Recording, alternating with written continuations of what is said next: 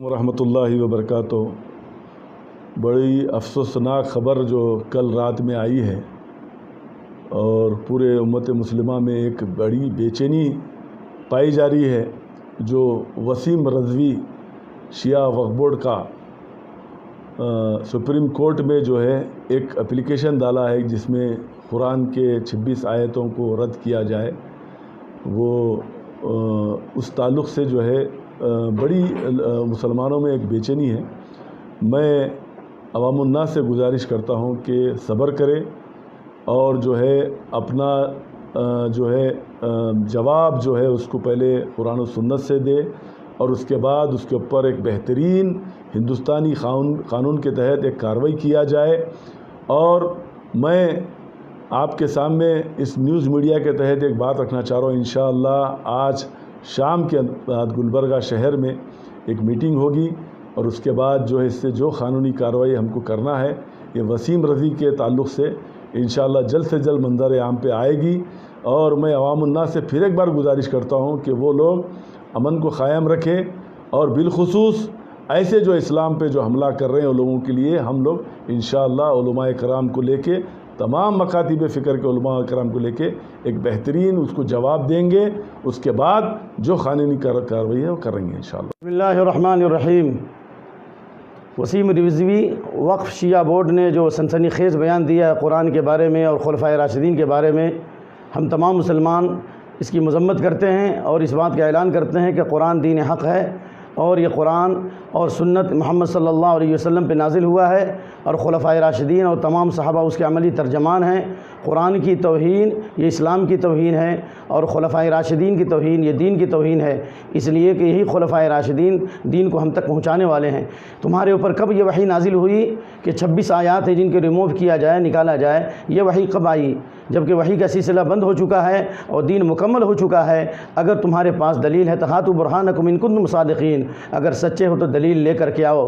اللہ نے قرآن کے بارے میں اس بات کا اعلان کر دیا ہے، انا نحن نزلنا الذکر وانا له لحافظون، ہم نے اس ذکر کو اتارا ہے، ہم نے اس قرآن کو اتارا ہے اور ہم ہی اس کی حفاظت کرنے والے ہیں۔ کیا تم نے قرآن کی آیت نہیں پڑھی؟ ونزلنا علیک الکتاب تبیانا لکل شیء وہدی ورحمۃ وبشریٰ للمسلمین، ہم نے قرآن کو بتدریج نازل کیا ہے، اس میں ہدایت اور رحمت اور بشارت ہے مسلمانوں کے لیے۔ کیا تم نے قرآن کو نہیں پڑھا؟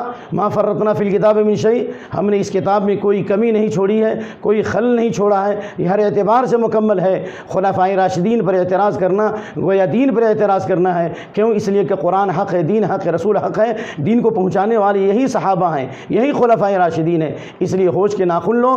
ہم جس طرح قرآن پر ایمان لاتے ہیں، نبی صلی اللہ علیہ وسلم پر ایمان لاتے ہیں، اسی طرح اس بات پر ایمان لاتے ہیں کہ خلفائے راشدین ابو بکر، عمر، عثمان، علی رضی اللہ عنہم اجمعین اور دیگر تمام صحابہ وہ متقون ہیں، وہ راشدون ہیں، وہ مہتدون ہیں۔ اللہ نے ان کو ہدایت یافتہ کہا، ان کو متقین کہا، ان کو سچوں کا امام کہا۔ اللہ فرماتا ہے یا ایھا الذین آمنوا اتقوا اللہ وکونوا مع الصادقین، اے ایمان والو تقوی اختیار کرو، سچوں کے ساتھ ہو جاؤ۔ قال ابن عمر الصحابہ هم ائمۃ الصادقین، صحابہ یہ صادقین کے امام ہیں۔ جب صحابہ ہی سچے نہیں ہیں تو تم کیسے سچے ہو سکتے ہو؟ ہم کیسے سچے ہو سکتے ہیں؟ یہ اسلام کی عملی تصویر ہیں، یہ اسلام کی عملی پرتوں ہیں۔ اللہ نے ان کے بارے میں کہا وَأَلْزَمَهُمْ کلمۃ التقوی، اللہ نے ان کو تقوی کی سرٹیفکیٹ دی ہے۔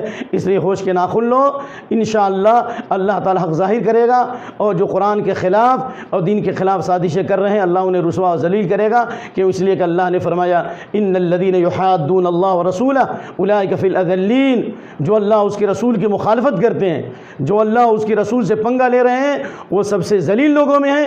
اللہ انہیں ضرور ذلیل کرے گا، اللہ ان سے انتقام لے گا، کیونکہ اللہ نے فرمایا سیصیب الذین اجرموا صغار عند اللہ وعذاب شدید بما كانوا یمکرون، مجرمین کو ذلت و رسوائی کا سامنا کرنا پڑے گا اور اللہ تعالیٰ کے سخت عذاب سے دوچار ہوں گے۔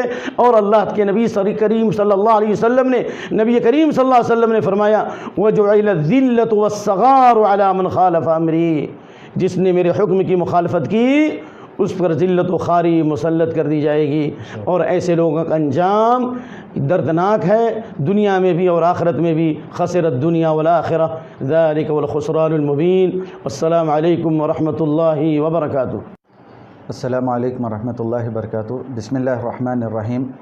قال اللہ عز وجل فَإِنْ آمَنُوا بِمِثْلِ مَا آمَنْتُمْ بِهِ فَقَدْ اهْتَدَوْا، جیسا کہ بیان آیا ہے وسیم رضوی کی جانب سے کہ صحابہ کرام خاص کر کے خلفائے راشدین رضی اللہ عنہم اجمعین کی جانب سے 26 آیتیں زبردستی داخل کی گئی طاقت کی بنیاد پر۔ اللہ رب العالمین انہی کے تعلق سے کہہ رہا ہے فَإِنْ آمَنُوا بِمِثْلِ مَا آمَنْتُمْ بِهِ فَقَدِ اهْتَدَوْا، لوگو اگر تم ان صحابہ کی طرح ایمان لے کر آؤ گے تو تمہیں ہدایت نصیب ہوگی۔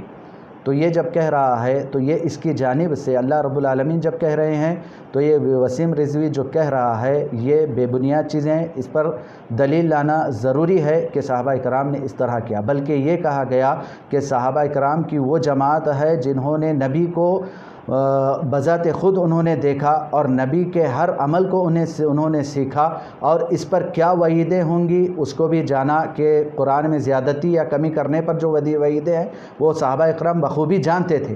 اب پھر اس کے بعد بھی وہ الزام لگانا، یہ اللہ اور اس کے رسول کے ساتھ جو ہے محاربہ جنگ چھیڑ دینا ہے کہ اس کا جو ہے اس کے لیے بس اللہ ہی کافی ہے۔ بس یہی دعا کریں گے کہ اللہ رب العالمین اسے ہدایت نصیب کرے اور مسلمانوں کو اس وقت صبر کریں، جو بھی قانونی کارروائی جس طرح سے ابھی بیان کیا گیا ہے تو اس طرح قانونی کارروائی کے ذریعے ہم اس کو آگے لے کر چلیں گے انشاءاللہ۔ السلام علیکم ورحمۃ اللہ وبرکاتہ۔ اللہ جزائے خیر دے گلبرگہ جمعیت اہل حدیث کو کہ انہوں نے قرآن مجید کے خلاف وسیم رضوی کے بیان کی شدید مذمت کی۔ دوسرے جگہوں کے جمعیت و جماعتوں کے ذمہ دار بھی اس طرح کے فتنوں کو روکنے میں آگے ہیں تو بڑی اچھی بات ہے، اگر نہیں ہیں تو یاد رکھیں ذمہ داری ایک امانت ہے اور اس امانت کے بارے میں ضرور تم سے سوال کیا جائے گا۔ حسب استطاعت اس طرح کے فتنوں کے خلاف آواز اٹھانا بہت ضروری ہے۔ جزاک اللہ خیر۔ السلام علیکم ورحمۃ اللہ وبرکاتہ۔ پھر آپ نے فرمایا فَمَنْ غَلَّ شَيْئًا، جس نے کوئی امانت میں خیانت کیا وہ قیامت کے دن آئے گا تو خیانت کی ہوئی چیز اس کے گلے میں لٹکی ہوئی ہوگی کہ ساری دنیا آدم کے زمانے سے لے کر کے قیامت کے صبح تک کا انسان دیکھ لے گا یہ وہ مسلمان ہے جو امانت میں خیانت کرتا تھا۔ ایسے انسان کی بے عزتی انتہا نہیں۔ فمن غل یوم القیامت، جس نے امانت میں خیانت کیا قیامت کے دن آئے گا تو خیانت اس کے گلے میں لٹکی ہوگی۔ امانت کس کو کہتے ہیں؟ ہم اپنے تمام مسلمان بھائیوں اور بہنوں کو بھی بتا دیں، امانت کسی ایک چیز کا نام نہیں۔